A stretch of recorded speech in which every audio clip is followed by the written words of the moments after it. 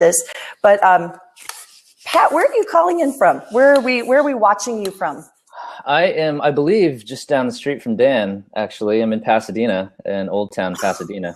Oh, really? Yeah, though we've never met, but I've heard a lot about Dan and his work, and it's strange that we haven't met, to be honest. Yeah, okay. Maybe after this we will.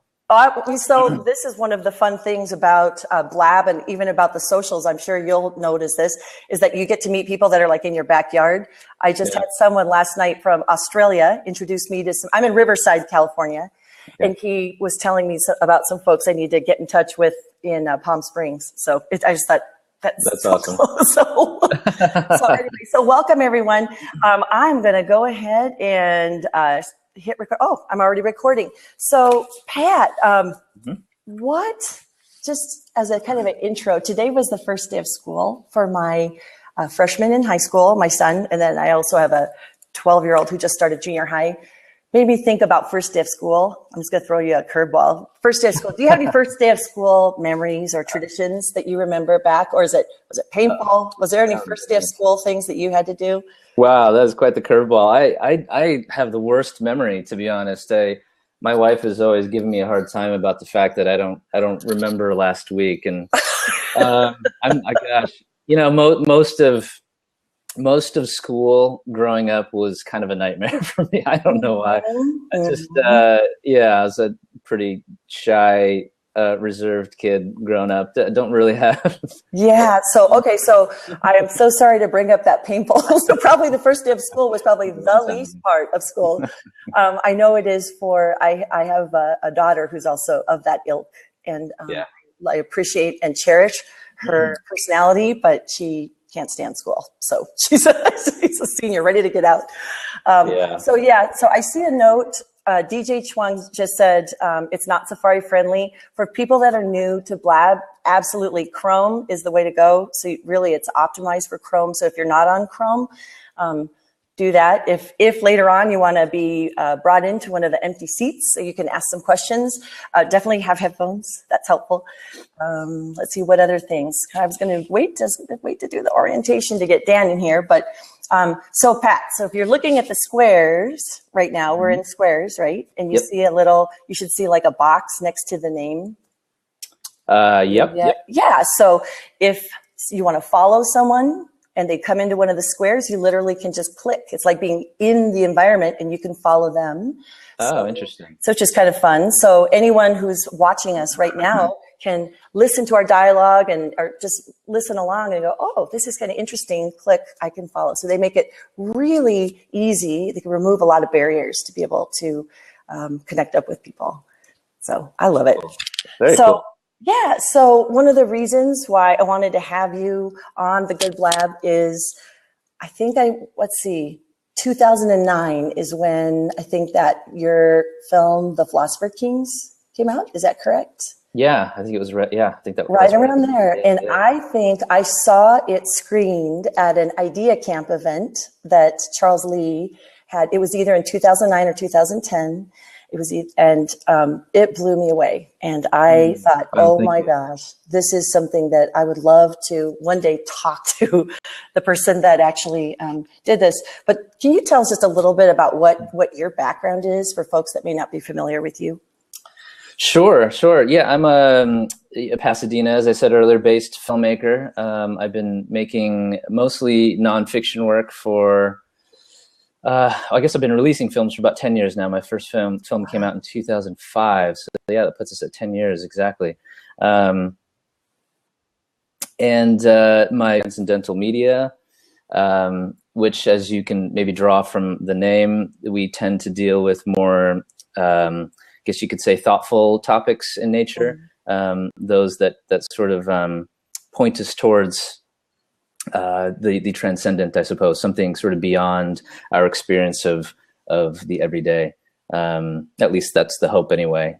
Right. Yeah. And I think there's a phrase from either from your blog or from something I remember reading about you where there's a sense of like waking up, or there's a waking up to what really is around us. Where does that waking up come from? Where does that inspiration for that? Yeah, that's a good question. A lot of different areas. I think it's mostly comes from my own experience of watching films and experiencing art.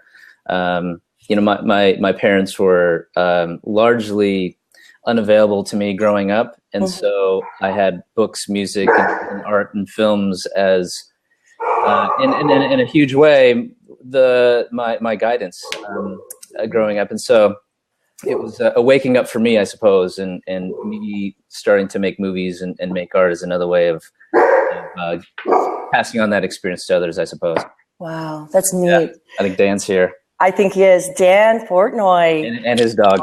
That would be my dog. So okay. So this is welcome to Blab and welcome to, this is like first world problems. This is like first Blab problems. So I actually do have an office that I can go to, but I love doing it from within. I just love working from home. So I love doing it from home. It just gives a different vibe for me. So I apologize if the gardener next door goes on, or if my obnoxious dogs jump up. So that's just a caveat in there. So Dan, welcome. Thank you. Sorry I'm late. Turns out it was 10:30 and I was not here. That's okay. All of a sudden I was like, it's 10:33. What's happening? That's okay. There we go. So Dan, apparently Patrick is also in Pasadena too. Patrick, yeah. Dan, Patrick. Yeah. Hi, Dan. Nice to meet you. Yeah, I watched your reel yesterday. I watched the project you've been working on for like 2 years here about the silence and stuff. So I was just nice. Like, let me get educated here. So it was cool. Check it all out. Nice. That's nice of you. I was also very impressed with your stuff online. Very, very cool. Interesting stuff. That is so neat. So one of the things, if we get any kind of feedback, I don't know if you're getting feedback, use your headphones. Okay. So for some reason, sometimes when I did an interview last night, we were getting incredible feedback, and my poor guest was like, she's taking out her, it was horrible. But someone said that it maybe the telephone, if I'm live streaming something, you're more technical, Dan, you'll know where feedback comes from, but it's horrible. Anyway, so Dan, first day of school, I already sprung this on Pat Shen. Yeah. First day of school, I had to take the obligatory photograph of my poor kids standing in front of the house, for the first day, because they'll come back to embarrass them later. Right. Do you have any first day of school memories or traditions? I just remember a lot of like thin beaded what do you call those, corduroys? You know what I'm talking about? Like like as you're walking, but a lot of that, and just we'd be on like the porch or whatever in Boston, and it would be like, all right, take your photo, and then like the classic, just like the classic. And I'm sure your boys did it too. It's like every 11-year-old boy when they're like out waiting for a bus that we did public transportation in Boston, and so there's your thing, and you're just like you just have it lived there. But anyway, that would be kind of about it. Just like, all right, take the photo, mom, just Nothing more than that. So welcome. So for those of you who've just joined us, this is The Good Blab. This is our weekly show where I get to introduce my Blab friends to some do-gooders that I happen to know and admire. And I also get to introduce some of my do-gooder friends to Blab. So we've got two newbies today, Patrick Shen and Dan Portnoy, who coincidentally just happen to both be calling in from Pasadena, California. So I kind of think that's cool. So Dan and Pat, you guys are going to go grab coffee after this later. So just let you know. Okay. So Dan, for those of you who may not be familiar, Patrick was able to share a little bit. What's a little bit about what you do? What's a little bit about your background? Sure. I would say when people say, so what do you do? I just say I fix problems. It's probably the easiest thing. It's nice to say things like, oh, I'm a writer director and I do this and I do that. And that's super awesome. And that's like really cool to say. And people don't know what to do with that because there's not a lot of times where you're like, do I have a writer director? Could I hire one of those? There isn't like a lot of opportunity that is needed for that, but more when I say I'm a media fixer, then all of a sudden it's like, oh, okay, that makes a little more sense. And so I get phone calls when media projects go awry, or someone's trying to make something happen and they don't know exactly how it's going to go down. So what should they do? So I do that, and then that pays some bills, and that's nice. And then I wrote a book a couple years back, which just passed last month, 10,000 copies, which I'm super stoked about. Oh, cool. Nice. Which is fun, called The Nonprofit Narrative. And I'm still trying to figure out if I'm going to do what I'm going to do next. I've been kicking that around, I don't know, for like a year. So we'll see what happens. But yeah, it's a lot of, I do some talking to people. I just did a thing for Kaiser Permanente for all of their, I don't know. I wanted to say people in their downline, but they're not a multi-level marketing thing, so that's not it. But related. Yeah, just their network of health providers. And so I just was talking with different people through the Center of Nonprofit Management here in LA, and so it was a two-day talk about how and it was practical. It's a workshop to put their whole editorial calendar together, how they should do social, how they just put the whole thing together. Nice. Yeah. So I think I was familiar with your work. Did you, because I met you through, I think either through that book, the network, was it not the network? It's the nonprofit. I'm like quoting you saying you wrote Beth Cantor's book. I was like, Beth might not like that. Oh my gosh. She did not like my book. Yeah, that was my mom fail, mom brain.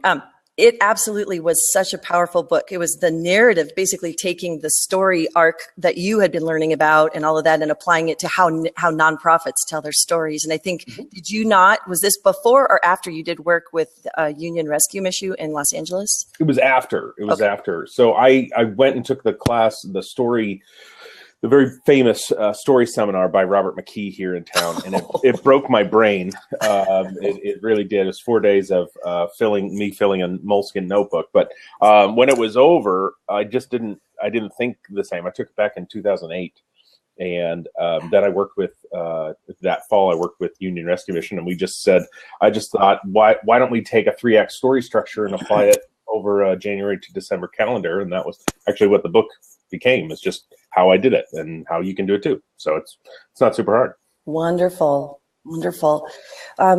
So Patrick shared a little bit about how, well, I don't know if this is a fair question. I was going to ask Patrick, what is your current project you're working on right now? I mean, Dan had kind of mentioned something about silence, and I know this has been in the works for a couple of years. Yeah, almost 2.5 years now. I think I've been at work on a film called In Pursuit of Silence, which is a nonfiction film about our relationship with silence and our history with silence, how we've chased after silence throughout the ages, and what silence means, and how people have defined it throughout the ages, and then our relationship with noise and sound as well. The World Health Organization is saying now that noise pollution is second only to air pollution as an environmental hazard to our health. It's actually causing heart attacks, hundreds of thousands of heart attacks around the world. And so when I discovered all of that, all that data about how noise is literally killing us, I realized that, well, this is a story. So I've been kind of studying and researching silence for years, but never quite figured out how I might make a movie about it until I had discovered my quote unquote antagonist. And so, yeah, it's silence and sound and noise, and should be complete hopefully by the end of this year. Nice. Yeah. So this really is, the whole idea of, you just use that phrase, finding your antagonist. I mean, that sounds like something like right out of the McKee, Robert McKee workshop, doesn't it, Dan? I would agree. Yeah, totally. Yeah. So is that in search of that antagonist when you're trying to create your story? Because both of you, I have found, and why I wanted to have you on the Good Blab, is have really opened up my eyes to things that I probably would have missed or passed. You used art to capture me and make me stop and go, I had never thought of that. I mean, that really, to me, the Philosopher Kings, and I'm going to go ahead, and I don't even know if I have this link still in here. Yeah, there we go. That's the link to the trailer to that movie, which was I should let you talk about what it is. I mean, I can tell you what, from a viewer perspective, it's basically. I'd rather hear you talk about it. It was okay. Yeah, it was almost like a very engaging. I mean, if I just say it's a documentary about janitors, people go, "What? Okay, that's just what, cleaning supplies, whatever techniques for getting to it." It was phenomenal. Really, what it did was. It was a documentary about janitors from the America's leading universities, but it really dove into the stories behind them, behind people that we would normally walk by and never even think in our hurried pace of life that there would actually be a rich story contained within them. And so, Pat, I just wanted to thank you for. I don't know, you were kind of in that sneaky way of bringing some realization to me without making me feel like an idiot. You did it in a very graceful way, but it was a slap. It was a slap. Well, thank you and sorry. Thank you and sorry. That's good. Yeah. So anyway, I had to throw that in there. And then I know, Dan, some of the work that you did with Union Rescue Mission, again, there was a sense of a dignity, bestowing dignity upon folks that typically, people would think homeless, homeless people, you don't look, they're invisible, I guess, invisible to the average person. You either don't see them, choose not to see them, or in the hurry, you don't. So I just wanted to say that your work struck me personally and challenged me to actually stop and question what that story might be behind their face or their situation and that type of thing. So I just wanted to throw that out there. There's a sense of dignity that both of you bestow on your subjects that is, I don't know, I think the world needs more of. Yeah, it's not exploitative. So Pat, how did you get connected to this topic of, for instance, like the Philosopher Kings? What was behind that? How did you say, I wake up this day and I'm going to make a movie about janitors? I mean, where did that? Yeah, it's never that, unfortunately. I wish it were that simple and clear and, the moment of clarity type of situation, but it rarely is. It's always a culmination of things, isn't it? That happen over the span of years. And this is very much the case, where I think it was in high school that I came across Plato's book, The Republic, and first was introduced to the phrase, the Philosopher Kings. And to be honest, I didn't even read the entire thing back in high school. But I really became very fond of the idea. And I remember thinking, wow, that would be a cool film called The Philosopher Kings that maybe I can make someday about, who we turn to for leadership and guidance in our culture. And so it wasn't until, many, many years later, I was in the midst of making my first film, interviewing a professor, in fact, who made this sort of off the cuff sort of joke about how, we should be interviewing the janitors at my university. We had a lot more insight from janitors. And so it all of a sudden kind of clicked, and a couple more years kind of went by, and I continued to kind of toss it around and develop it. And I thought, wow, what a great idea to kind of delve into an exploration of wisdom and our conceptions of wisdom or misconceptions of wisdom, and go to these institutions of higher learning in the United States and talk to not the professors, but the cleaning staff, and just see what happens. It was kind of part experimental because I didn't know quite what kind of stories and wisdom that we would be able to gain from these people. It turned out well, I think, different than what I imagined at the outset, but happy with how it came out. Wow.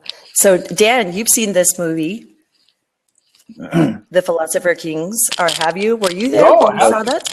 Oh, okay. No, it's like you're talking about, I'm like, put this on my net. Like I'm making mental notes. I'm like, this sounds really interesting. Make sure I watch this. Yeah. And the cool thing is, I think Kings for, what do we call those? What's the PC term for janitor? Is sanitation specialist? Custodian. Oh, right. Custodial arts. Custodial arts. The other one. Yeah. Yep.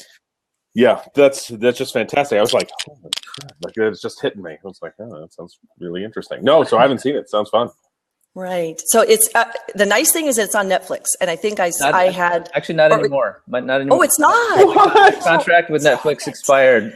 So it's on Hulu now, and it's Hulu. Okay. free. So Yeah. Thank Even you. better, maybe. Okay. So it's on Hulu. So, okay, thanks for clarifying. So that's part of what Blab does, is help you clarify things with your misinformed host. Streaming. Well, it also helps your streaming habits. Yeah. So, so Dan, what one of the things I wanted to ask you is, how did you fix problems? Yeah. And a lot of the problems that you have fixed have tended to be with like nonprofits. I mean, your nonprofit narrative, you were able to do that. What? How did you get connected to help at nonprofits? Well, really in a very strange way. I had worked for a church for actually about 5 years as a media director. And so I was not unfamiliar with the way nonprofits work. But when I moved to LA, I did this project first, which was just to help a documentary get off the ground. And it did get off the ground. It didn't get far off the ground, but it got off the ground. Anyway, so it wasn't, I wouldn't say that was a big win.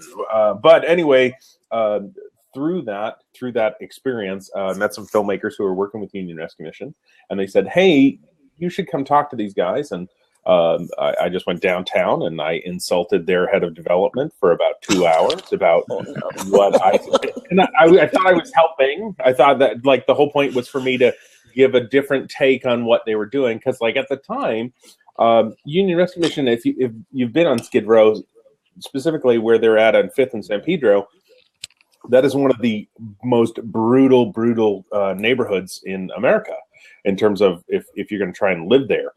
Just rough stuff. So anyway, they have life and death happening on their doorstep, yet their website was doing much more about like, check out our dental clinic and this, that, and the other thing. So I don't know what the deal was with that. So I just said as much and basically was insulting them left and right. And when I left the meeting, they said, hey, would you give us a proposal on what you would do to change that? And so a month later, I was working for them, which was just really kind of a funny scenario. And so we just redid everything. And it's funny you say people who are, homeless people.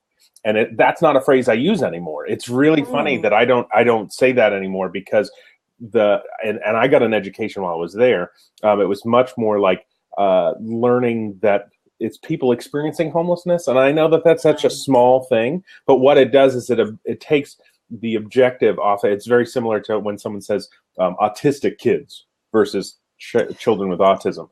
It's that same kind of idea that homelessness can be a bump in the road, and we can we can leave it because if someone starts feeling their identity as a homeless person, they will never leave that, and that's a bad thing. So that's just there's just so much there that we started learning about, and even in the videos and the websites and the social media and everything that we started doing, we started saying, well, let's move with that. And that was actually at the encouragement of Andy Bales, who's the CEO there. And it's his language, the way I've seen Andy Bales, I kid you not, talk to Paris Hilton and then a guy off the street within 5 minutes, and they have he has the same tone. He has the way he talks to people is the exact same. It doesn't matter their financial ability. And that's a really neat thing. And so with that same idea in mind, that's what we kind of brought to what we were doing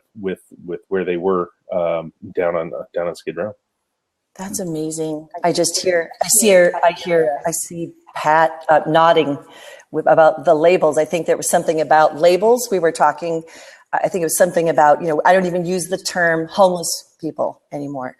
And I actually, that is a great reminder, Dan. Oh, Jed, great to see you. Sorry. You guys see the little bubble? Yeah. Pat, okay, so just a little timeout. So Patrick and Dan, being new to Blab, when someone comes in, you can see along on the comment side that they jump in. And then if they give these hands mean like, I feel ya, or, raise the roof or whatever. But that basically is the equivalent of a little gallery clap. So when it gives that interaction. It's just very cool. Yeah, so it's kind of nice. So, but the head floating past can sometimes get a little distracting, but it's pretty awesome. But you can also click on those. Unfortunately, the host can't give feels to the commenters, but I'm prepared, so I give hearts. That's a periscope convention. But anyway, so one of the things I want to just kind of touch back on is, like labels and language. And I mean, you said, Dan, even referring to people by a label, that this isn't a permanent condition, that this isn't how they're defined. That is something that's been a hard lesson for me to all of a sudden become aware of. Wow, my language might be doing harm or contributing to someone feeling like, this is my identity, something like that. I mean, what helped you change that in you? I mean, being around people like you who challenge that in me, I'm not insulted when you say that. I feel like, I'd never thought of that. Well, I don't know. Like, I think that one of the weird things is being, and this is not film related at all. That's okay. This is blab. This is okay. It has been the interesting thing that's happened, essentially, of the general understanding of what it is to be a white man in America. Because there's this whole thing of like, as a white man, it's very common, and you'll hear this, the persecution thing that's happening. It happens very pervasive in the news of like, I'm being persecuted. And what the weird thing is that I think as a white, the coming realization of what's been happening in my own brain, I think of being involved in the multiculturalism that is LA, is understanding that I'm just one voice of many, many voices, and these other voices are very important. As well, and there's damage that I can do, and there's a responsibility that I have as a white, as a Caucasian person in the culture to everybody gets it's that whole Black Lives Matter, and then all the white people go, well, all lives matter, and it's like, well, because you don't understand what's happening. So I just think it's that sensitivity to understand that there are other voices that are very loud that aren't getting the same kind of attention or volume. And I'm killing your audience. I'm so sorry. No, you're fine. You're fine. That it's so important to have those voices out there, and it's just been very interesting. Even filmmaking, like I've been working on this project for probably about 6 weeks, shooting, and we've been working on it since March, and it's mostly women. And mostly women filmmakers, and that's been very different, even just in that, because filmmakers, there are less women filmmakers right now than there were 20 years ago, which is weird. That's a weird thing, because I think the money. I mean, there's a lot of reasons, but the money got more scarce, and a whole bunch of white guys kind of moved in, and not that there aren't, but it's a lot of men. It's mostly men, and then the largest percentage is Caucasian, and then it's just like, I don't know. That's just kind of a weird thing. So we started a project specifically with it in mind, that female writer, female co-executive producer, mostly female staff or stars, mostly a female crew. I've got female producers everywhere. It's fantastic. And it's just important. I think not because they're women, but just let's make good stuff. And they also happen to be women. I mean, I think that's more the number one thing. But that's it. The sensitivity to understand that just my voice is just one of many, and there's a lot. Essentially, I don't know how far to take it. Is like, has the narrative of most of the world been from the white perspective, and it's just super important to understand that there are other narratives, like that if you grew up in LA and you grew up in South LA, and that what the movie Straight Outta Compton means. In terms of, I was just watching like Anna DuVernay's Twitter, and what she was talking about, like that was such a crucial thing. And I just thought, wow, like I just go, oh, that's just another movie. And NWA, I remember them. Like that's what's happening.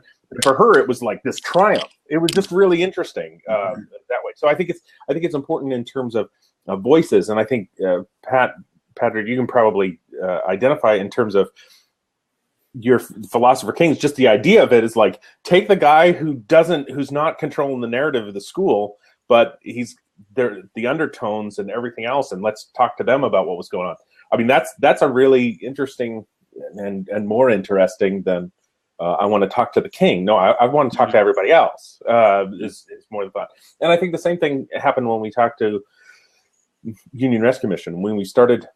Prior to the Stories from Skid Row series, every piece of homeless anything that was done by homeless shelters across the country was done from the perspective of the agency.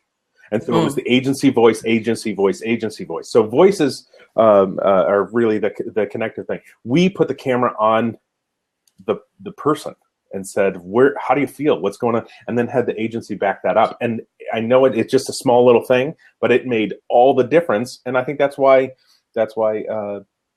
Apple decided to highlight it for 18 months on their best and new and notable podcasts. Because really? Yeah. So that's a super bonus. That doesn't hurt anybody when you're on the home.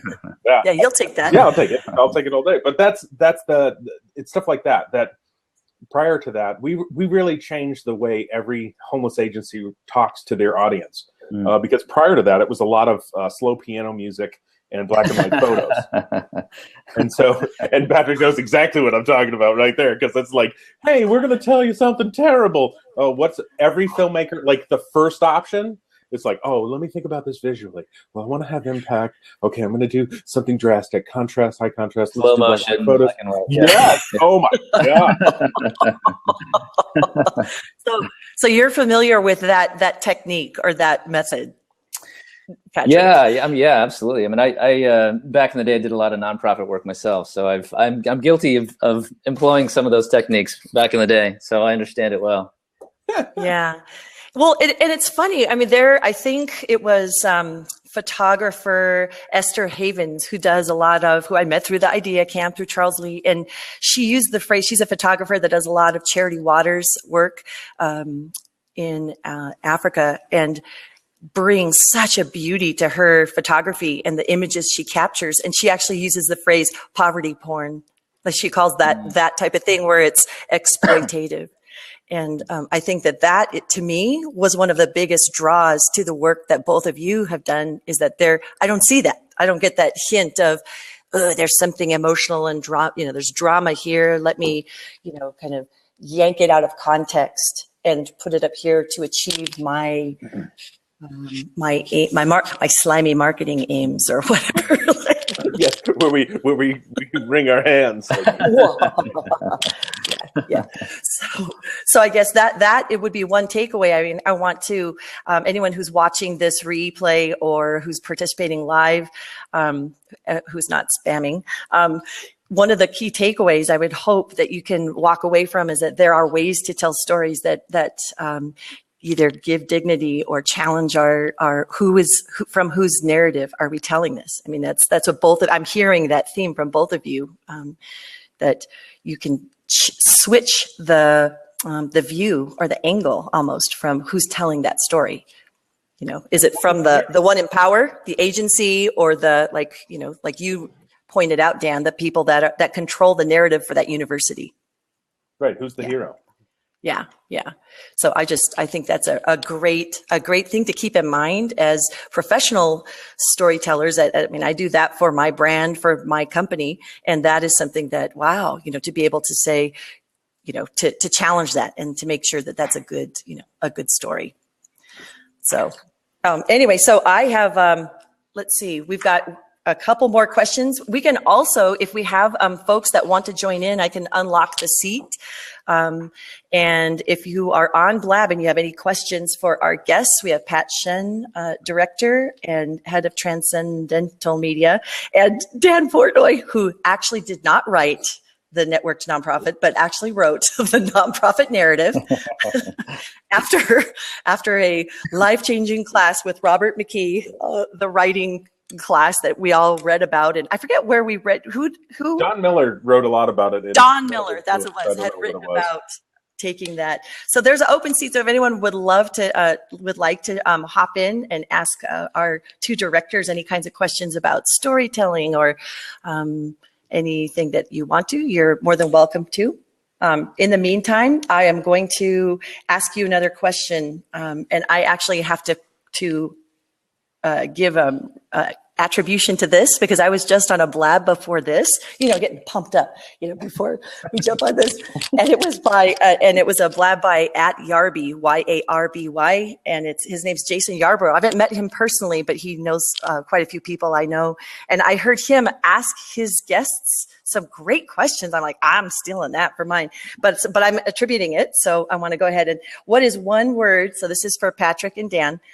This is totally not having to do with storytelling. What's one word your future self would come back to your present self and tell you? That is an excellent question. Wow. Is that awesome? I'm like, really good. I'm like, bam, that question just happened. Wow. So I'm like, and I can't take credit for it. It was Jason Yarbrough. So what is something? You can think about that for a second. You can think about that. I can tell you, you're never supposed to answer your own questions, but I'll give you a second to think about that. Yeah, please. Yeah.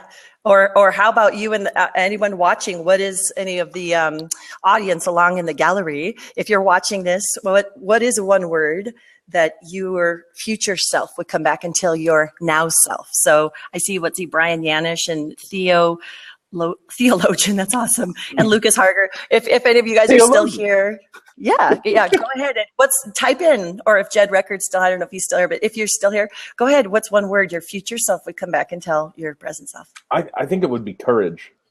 Because that's probably the thing. Is I look back and like, oh my gosh, like the last couple of years or whatever, just like, all right, be courageous, hold fast. So. But that's the tough part. I mean, and you guys know this. Anytime any creator, and that's what I think is so funny. People go, "Oh, directors, they know stuff," and I'm like, any creator still knows that scary moment. And I can't tell you how many times I go and I'm teaching like at UCLA or whatever, and it's like, so when does the fear stop, Dan? And I'm like, 20 years later, I'll let you know when it happens because I don't know because it's always still there. It's just better at managing it. So I would think courage. Courage. Great. We've got, let's see. So Brian Yanish, his word is create. Create. Yeah. I guess for me, what comes to mind is the word fusion. Because I think that's a big theme that I spend a lot of time thinking about these days. And I think that's going to be kind of what defines this sort of chapter of my life. I've been thinking a lot about how to sort of fuse my life with my art. Because I think over the last 10 years plus, the business of filmmaking is, as Dan can speak to, I'm sure, is a pain in the ass. And there's so many aspects of it that run in opposition to the rhythms of my life. And that's been such a huge thing for me, wanting to get into a place where they are one in the same. And that when I'm doing the business of filmmaking, it's not some other guy, but it's me making the film. It's me, the same guy who changed a diaper in the morning, who said, goodbye to my wife. And it's like, I want that to be the same person and not to be so opposed to one another anymore. So we'll see. Yeah. I love that fusion. We should probably send a letter. I don't know, was Dwight Schrute from The Office sent a fax from the future? I think that's what it was. Future Dwight. Don't drink your coffee. From future Dwight. I think that would be really awesome to be able to, kind of have I want to send this to myself. Hey, do you remember back in August in August of 2015? How's the fusion going? Or where are you on? Where are you with that? So that's kind of interesting. So the seat is open. If anyone wants to jump in, please feel free to jump in. It really isn't a scary place. This is been just a great chat with Dan and Dan and Patrick. If you guys have any questions, what's so funny that Patrick said fusion, because that's like, and then as soon as you said fusion, I started thinking about your reel, and especially like what you're doing documentary wise with the whole idea of like the silence and the experience that the audience is going to do. Like that's such a different take on a documentary, because again, it's usually just receiving, right, as the viewer. So I was like, oh wow. So Patrick, for people that just joined us, can you kind of give a background of what your latest project, where that came from, and what the statistics were that helped prompt it? Yeah, sure. So the new film is called In Pursuit of Silence. It's a documentary about.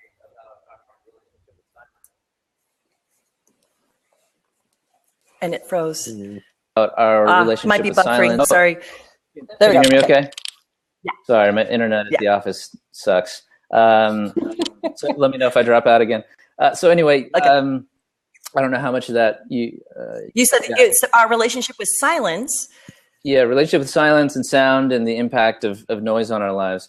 And again, it was a culmination of things that led me to want to make this film. Back in 2007, I watched a film called Into Great Silence, which was this 3.5-hour meditative documentary about the Carthusian monks that live in the French Alps.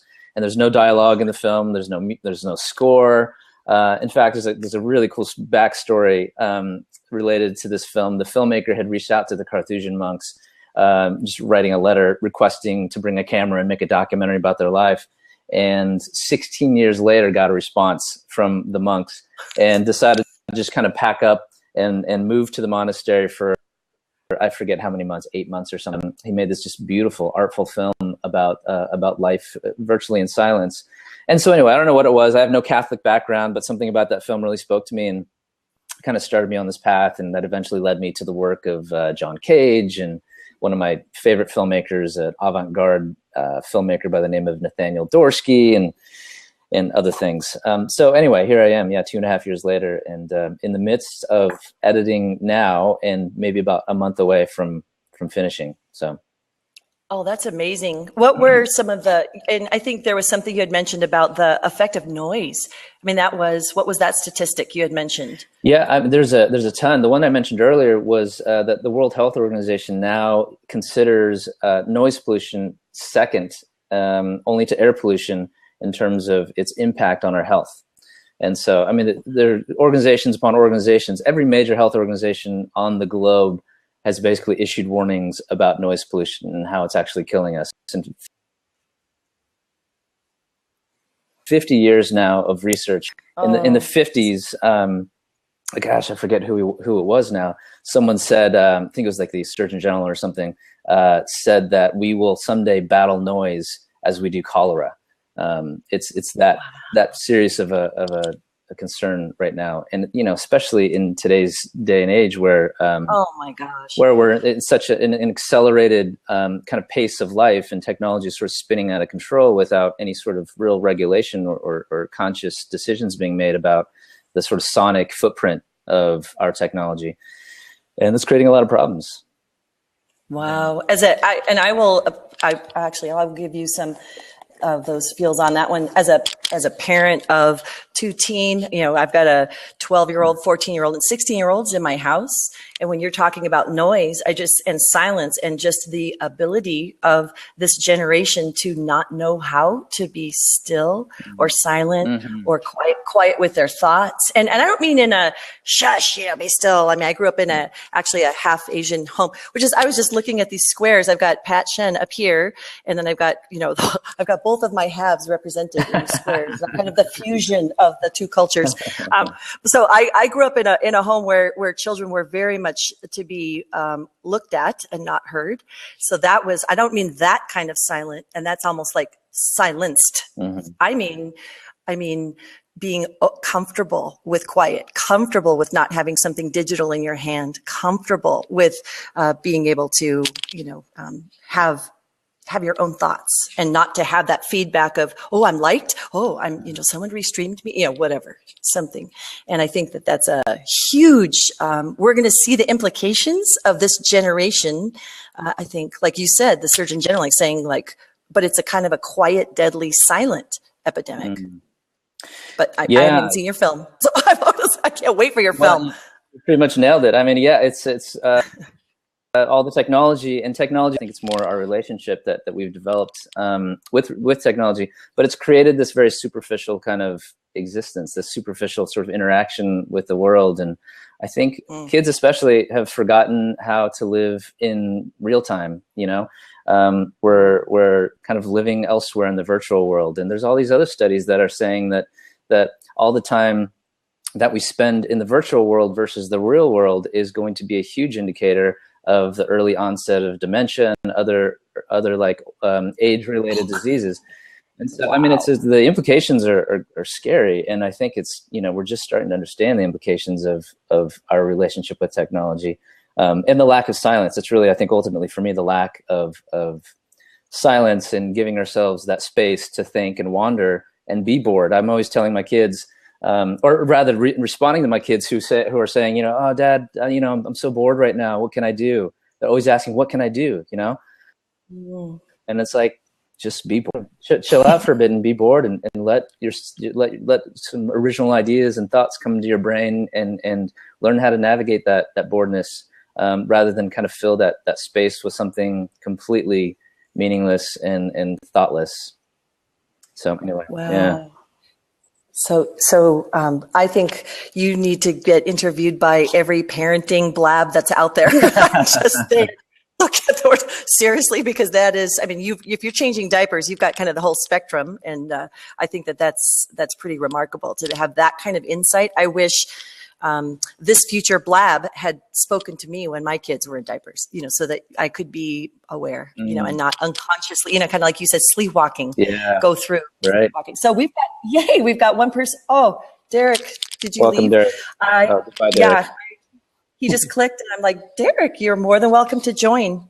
Jump on in here. We have a open seat, so anyone that wants to jump in here, please feel free to jump on in. We've got tremendous resources of Dan and Patrick that you can ask.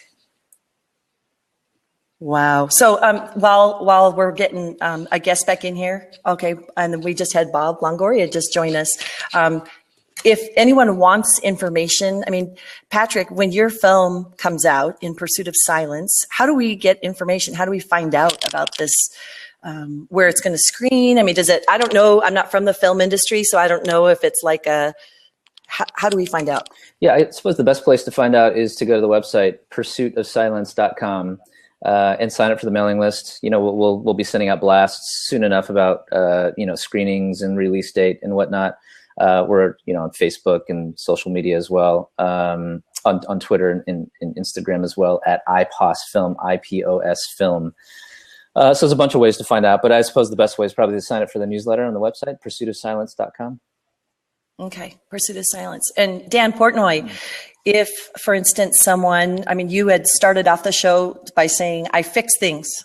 You know, whether it's media, social media things, and traditionally a lot of your, oh, there we go. Thank you, Make Remarkable, for putting that link in there.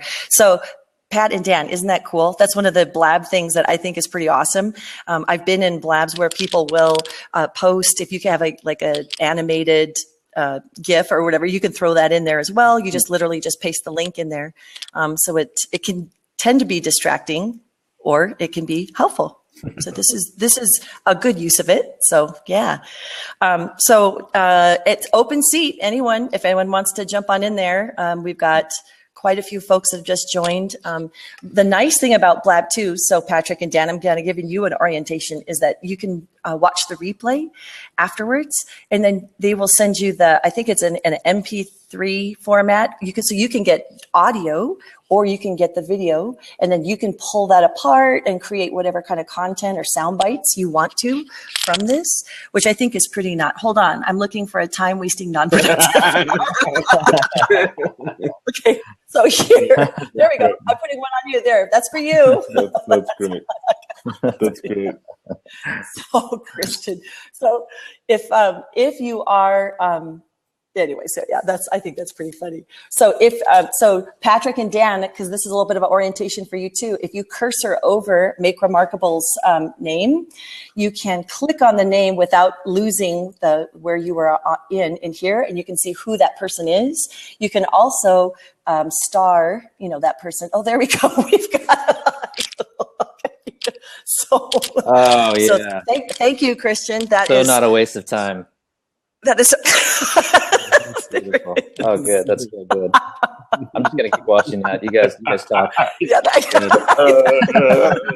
like it literally is it's like squirrel. That's adorable. Come on, that's great. That is awesome. That is so awesome. So it is visually storytelling. It's talking about what we do productive. So Christian, I think you work for Blab, right? Is that So I'm gonna throw this one in. There we go. This is awesome. Can't stop watching. Yeah, they don't pay me yet. Okay. I'm helping Welcome, to develop the community here. Thank you, Christian. How's it going? Yeah. Good. Christian, where are you calling in, or where are you blabbing in I from? am coming in from Warrington, Pennsylvania right now.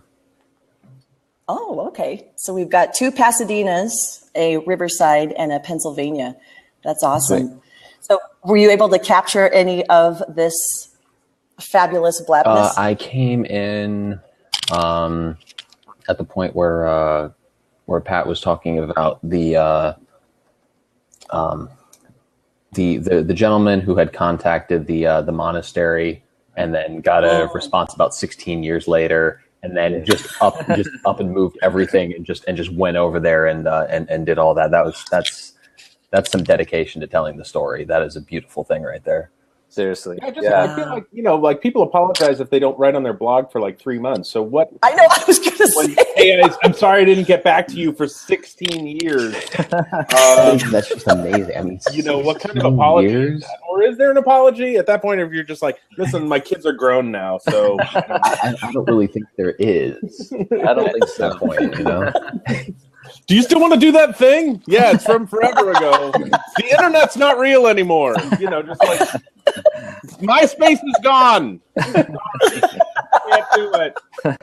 Just I don't know what are you supposed to do then? That's so awesome. So Christian, do you have any questions for Dan? I mean, it's fun to get to meet you too. I'm a little bit out of context. I wish I had been here earlier. I wish I could have gotten some more, so I could have, gotten some more flowing, and I could have asked some more questions, because I mean, just what I heard just now is just phenomenal. That's incredible. Aside from what I can find on the website, what's the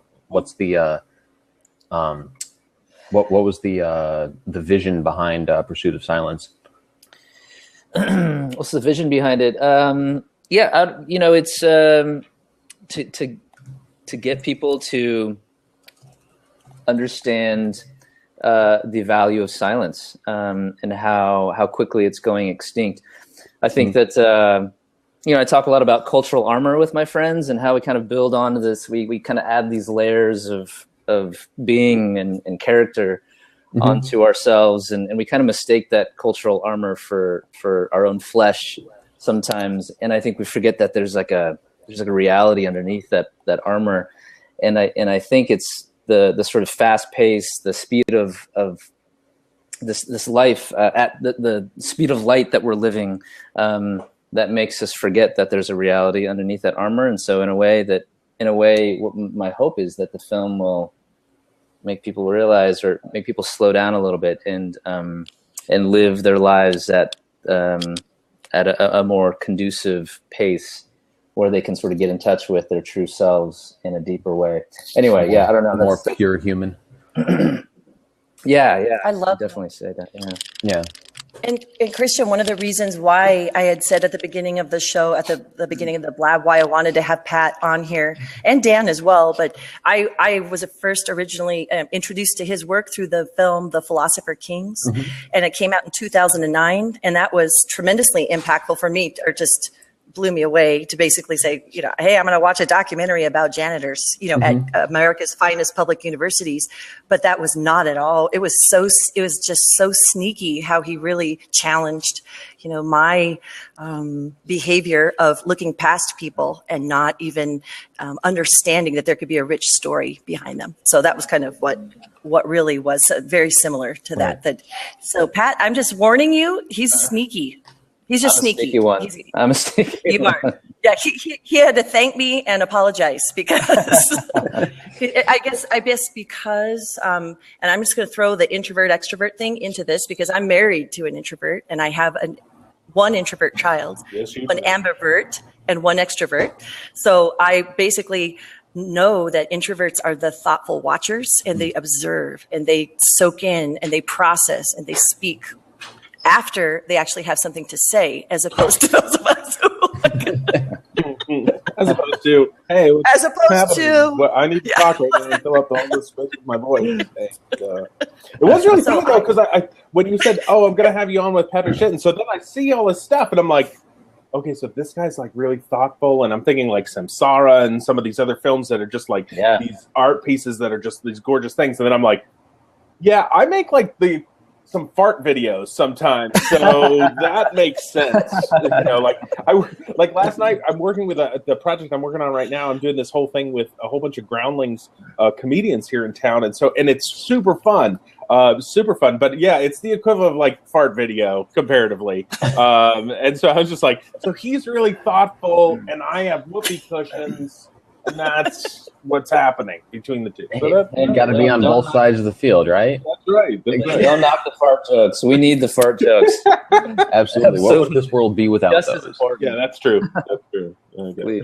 Yeah. But I think what is neat about what why I'm looking forward to seeing it is that you use the phrase working silence into our rhythm of life. And that was kind of a realization I came upon probably about 5 or 6 years ago, where I don't even schedule it in. I mean, you don't schedule it, it doesn't happen. And letting that be something that is actually soul nourishing, and it has become soul discovering for me. And that is one thing I thought, wow, I just even becoming aware of, yikes, I wear cultural armor. When did I put that on? Yeah, and that's the thing. Our culture tells us that silence is a luxury rather than a necessity, but yet we find that when we build silence into our lives, that we're so much more productive, that we're much better people to be around, that we have so much more to give, those closest to us and our work and just all around. But yet silence is always the last thing, or quiet or vacation or just time away is always the last thing to be scheduled. It's always the first thing to go when things get crazy in our schedules. And it's a shame. Yeah. Wow. A perfect and it's the scariest thing for an extrovert. It's a little scary the first time. Introverts and experts alike. Nothing? Nothing? Yeah. I mean, not like a little music? I mean, like, what are we talking about when you say silence? Am I Spotify on? Are we rolling that? No. When I'm silent, I see a little baby falling on a couch. Yeah. There you go. Just so you know, that is the gift that started it all. That was it is. The first time somebody discovered that a GIF could be put into the chat and actually display in line. That was the first one, and it was after blabbing for probably about 7 or 8 hours. Hey, how's it going, Dwight?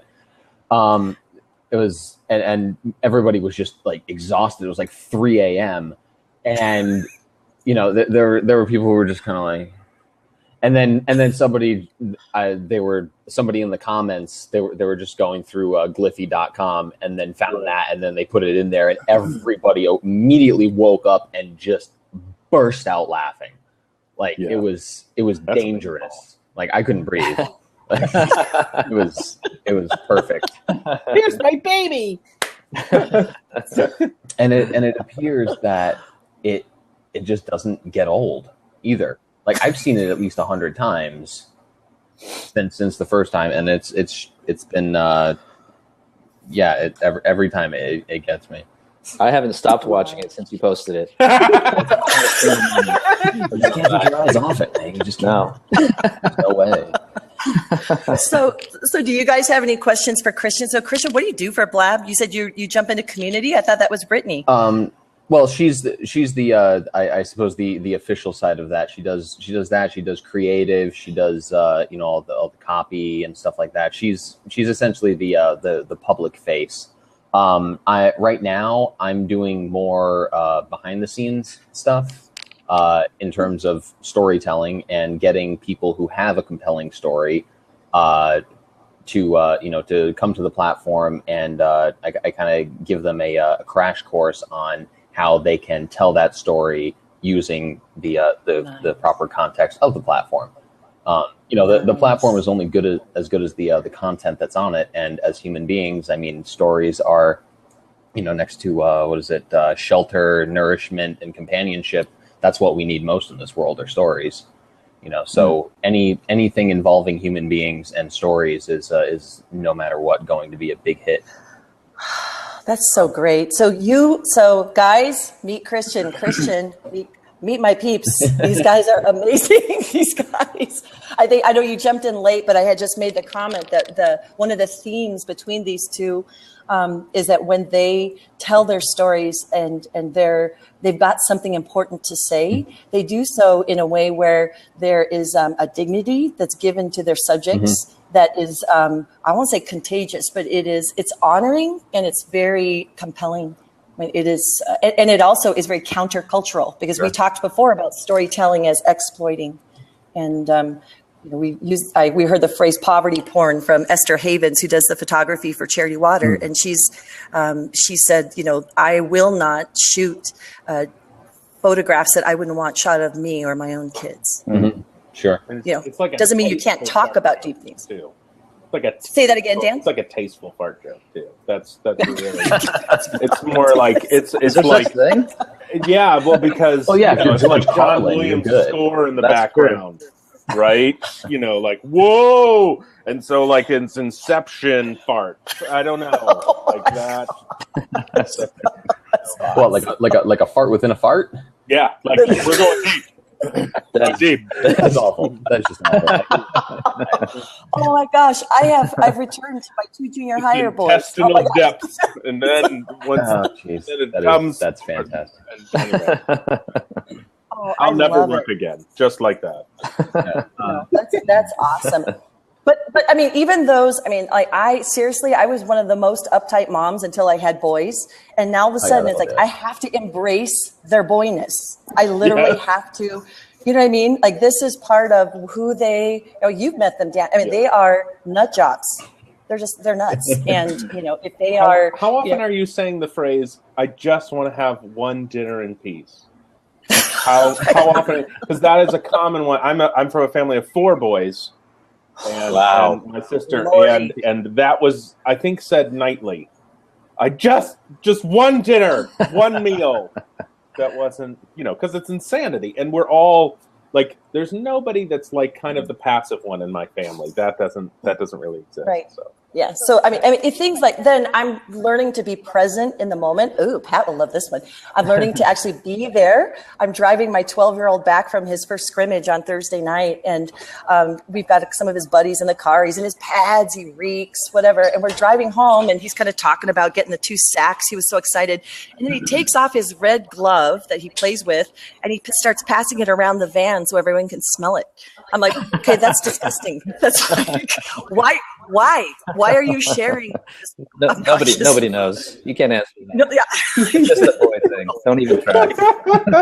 Please, could someone tell me why? So I'm just like, please stop that. Just absolutely appreciated it. So I'm like, okay, some things are just not meant to be understood. Right.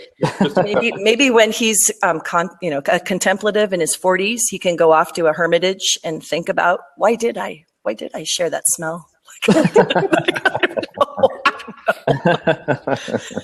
Anyway, so guys, it's we're wrapping up the Good Blab show. This is my weekly show. I'm at Descartes on the socials. Lovely.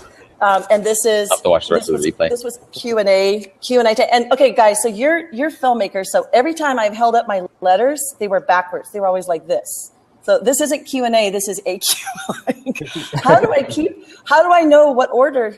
Well, are those the right way? Yeah, that's the right way. That's right. That looks right there. Your video is always going to be mirrored. Like this is mirrored to me. Like this is on the right side of my screen.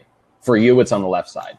So if I were to give Dan a virtual high five right now, I would have to go this way. Okay, no, Dan, do it that way because I'm going to catch. Give me a screen capture. No, other way, Dan. This is very complicated. No, you go the other way, Dan. For me, I have to see it. Do it. Oh, weird. Yep. Okay, so for me, here we go. Like that. Wonder really Twins activate, Dan. Dan, Wonder Twins activate right there. Do that. We lost Christian. Christian, you're losing your cue. There we go. Bored. Oh, maybe we should go back to the fart jokes to get Christian back. Yeah. More fart jokes. You're trying to do fist bumps. You're trying to do a fist bump with Portnoy. But I Got can't back. do it. That's right. Okay, so because it's mirrored, this is wrong. Right. That's correct. Yes. Precisely. Okay.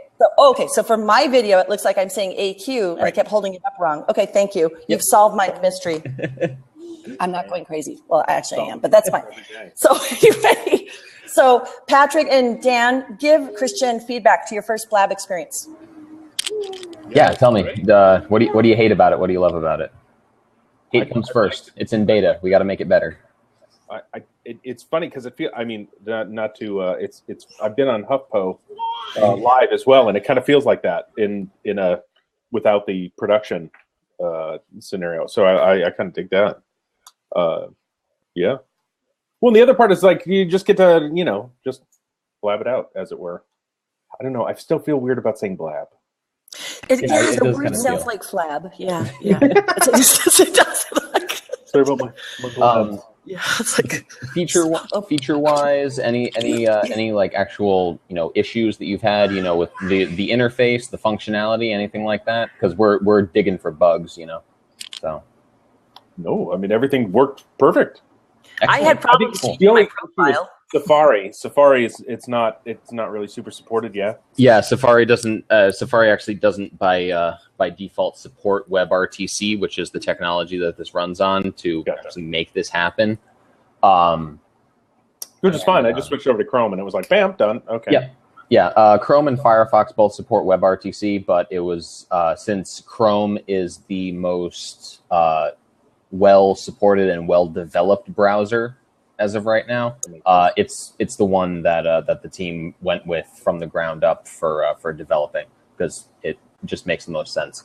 But as things develop, it'll be for Firefox, and then one day maybe if Apple decides to pull their head out of places where the sun doesn't go, they'll support WebRTC by default as well, and maybe it'll work. I mean, in a perfect world, it'd be kind of cool if you could do lower thirds.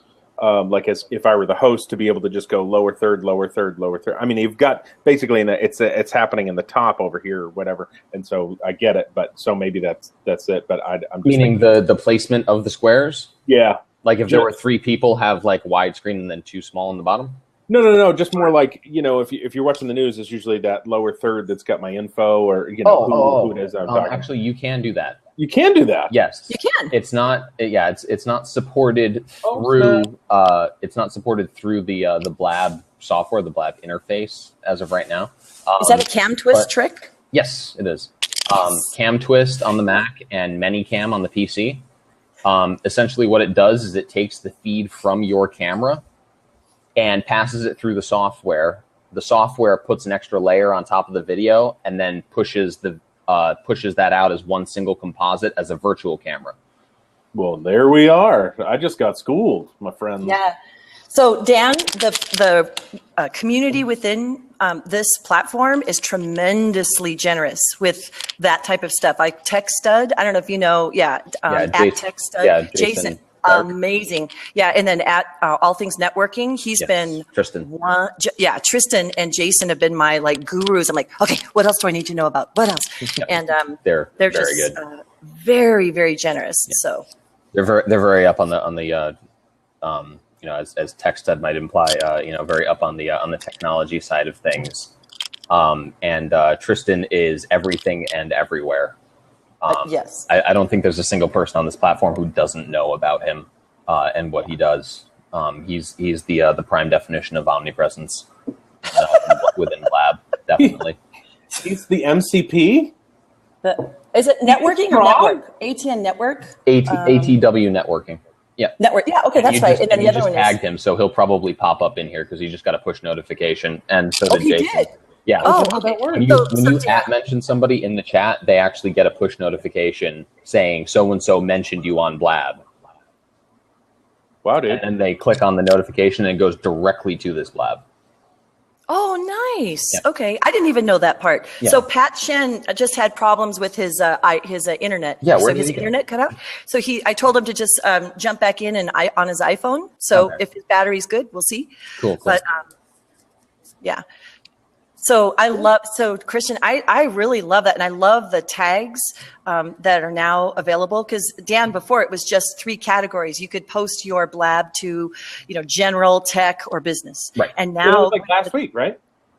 Yeah. Yeah. Oh, this is like blab years. This is like cat, dog years. It's like 1 week in blab years is like 7 years in a normal lifetime. So I should be getting that letter back from the monk at any minute. Yeah. That's right. Is that coming up again? That might be a little bit because they're it's Tuesday. Tuesday I'll get themselves, Right. But I think one of the most remarkable things has been, discovering. I mean, that's the fun part, is discovering people who are outside of one silo, because we tend to hang around and interact and whatever with people who think like us, talk like us, and to be able to get people from, oh my gosh, I can, it's been really invigorating. Yeah, it's incredibly diverse, and that's one of the things that I'm working towards is, like I said, just finding people from all industries, all walks of life.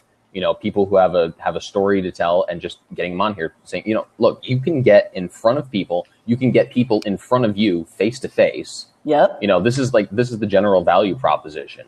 You can take your local networking group and expand it to a global scale in your pocket. Right. That's not bad. That's not a bad sentence. In fact, I'm very active within my city, and I've been a neighborhood advocate, and I've volunteered on the neighborhood board, and not because I'm all political, but because I want to make this a great place to live. I want this to be a great place for my neighbors, and it makes me sad that we all walk into our cars. I live in about suburbia as it gets, and the garage door goes down, and no one says hi, no one whatever. So I want to reawaken. I just read Bowling Alone. I don't know if you've read that book. Tremendous book. Sounds like a downer. I'll Anyway. So anyway, but I just read that book, and the whole idea of, that the shift in American culture, that we are so isolated, but we have the illusion of being connected because we're connected virtually. So anyway, so that is one of the things that I do let me see. I will send the link. I need to text, you talk, Dan. I got to text. Poor Pat is trying to find the link. Oh no! He's I got to do this whole thing. Well, I'm gonna have to go momentarily, just because I have a lunch thing. You know how it is, Hollywood. Yeah, it's not that.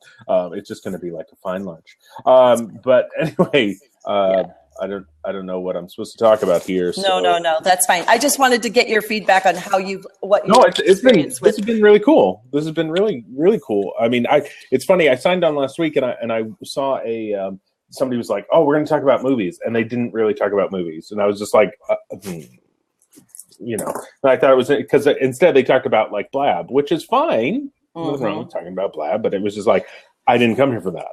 I came here for the other part. So now, because there are tags, you can actually filter that out a little better. Yeah. And actually get in and talk about, today we were supposed to be talking about, visual storytelling, which we did, but we're kind of winding it down. Yeah. So, but anyway, just one other thing that you may not know, once the host leaves, I think there isn't a pass the baton aspect to Blab yet. I think they're working on it. You can stay in the room as long as you want, but Kat just came back in again. So you can stay in the room, but you can't invite people into the seats. Does that make sense? Yeah. That really makes sense. So anyway, visual storytellers on the Good Blab. I'm going to go ahead